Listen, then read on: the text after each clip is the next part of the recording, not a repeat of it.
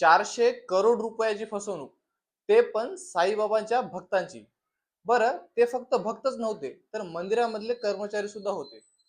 पूर्ण किस्सा पुढील 1 मिनिटामध्ये सांगतो, नक्की ऐका.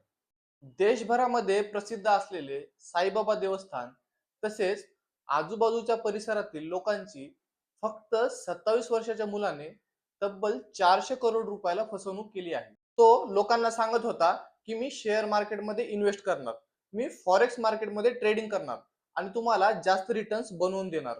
त्याने फक्त 2 वर्षामध्ये एवढा मोठा घोटाळा केलेला आहे. तो लोकांना 5 लाख रुपयावर महिन्याला 60,000 रुपये देत होता.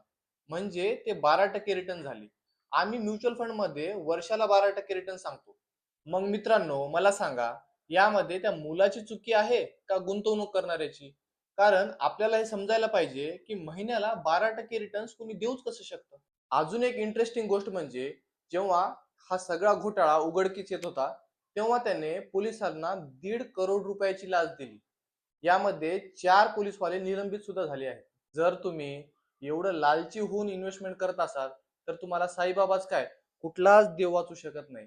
त्यामुळे मित्रांनो, स्वतःच्या पैशाची काळजी घ्या आणि जो कोणी तुम्हाला जास्त रिटर्न्सचा आमिष दाखवत असेल, तिथून पहिलं पळा. कमेंट करून सांगा, तुम्हाला यामध्ये नेमकी कोणाची चूक वाटते, त्या मुलाची का गुंतवणूक करणाऱ्यांची? आणि ही रील त्या मित्राला शेअर करा ज्याला कमी पैशामध्ये जास्त रिटर्न्स पाहिजे असतात. थँक्यू.